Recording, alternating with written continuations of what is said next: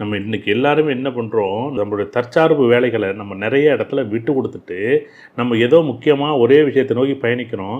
அப்போ நம்ம தற்சார்பு இழந்துக்கிட்டே இருக்கிறோம். சமைக்கிறது பார்த்திங்கன்னா அந்த காலத்தில் வந்து வருஷத்தில் ஒரு 2 நாள் 1 நாள் எப்போயாவது தான் வெளியில் போய் சாப்பிடுவோம், ஹோட்டலில் சாப்பிடுவோம். இன்றைக்கி வந்து வாரத்தில் 5 நாள் வெளியில் சாப்பிட்ற மாரி இருக்குது. வாரத்தில் 2 நாள் கண்டிப்பாக சனி ஞாயிறு வந்துட்டு, வெள்ளிக்கிழமை வந்துட்டால் நம்ம ஹோட்டல் போவோம்ல, சனிக்கிழமை வந்துட்டால் ஹோட்டல் போயிடுவோம்ல.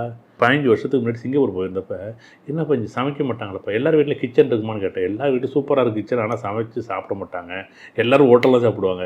இப்போ நம்ம சென்னையில் வந்து நான் பார்க்கும்போது எல்லோரும் ஹோட்டலில் தான் சாப்பிட்றாங்களே தான், சமைச்சு சாப்பிட்ற பழக்கம் வந்து ஏன் அப்படின்னா, அம்மா ஒன்று செய்யும், அந்த கணவர் ஒருத்தர் ஒன்று, குடும்ப கட்டமைப்பு, குடும்பத்தை அப்படியே உடைச்சாச்சு, அப்படியே உடைச்சி. ஏன்னா அங்கே தானே பேசுவீங்க, அங்கே தானே நீங்கள் இதை எடுத்துகிட்டு வா, அதை எடுத்துகிட்டு வா, இதை நீ செய்ய, அதை செய்வோம்.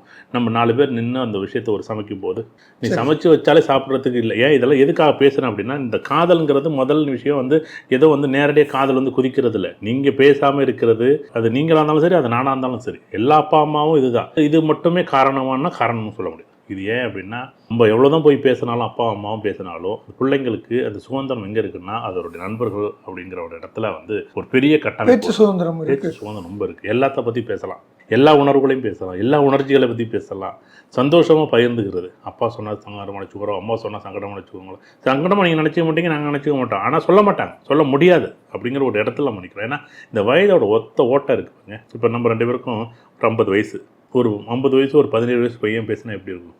அதே 17 வயசு கேப் இருக்கும். 17 வயசு பையன் 17 வயசு பொண்ணுகிட்டே 17 வயசு பையன்கிட்ட பேசும்போது அந்த ஈர்ப்பு இருக்குமா? இருக்கும். ஏன்னா ஒன்றுமே இல்லாமல் பேசிவாங்க, ஒன்றுமே இல்லாமல் சிரிச்சுவாங்க, ஒன்றுமே இல்லாமல் ஒரு விஷயத்த சந்தோஷமாக இருக்கும். இது என்ன, இந்த நிகழ்வுகளை புரிஞ்சுக்கிட்டால் தான் இந்த காதல் அப்படிங்கிற ஒரு நிகழ்வு இங்கேருந்து வானத்திலேருந்து குதிக்கிறது இல்லை. நம்ம உணர்வுகள் தானே, நம்ம உணர்ச்சிகள் தானே. இன்னும் ஜாதகத்தை பற்றி நம்ம பேசுவோம்.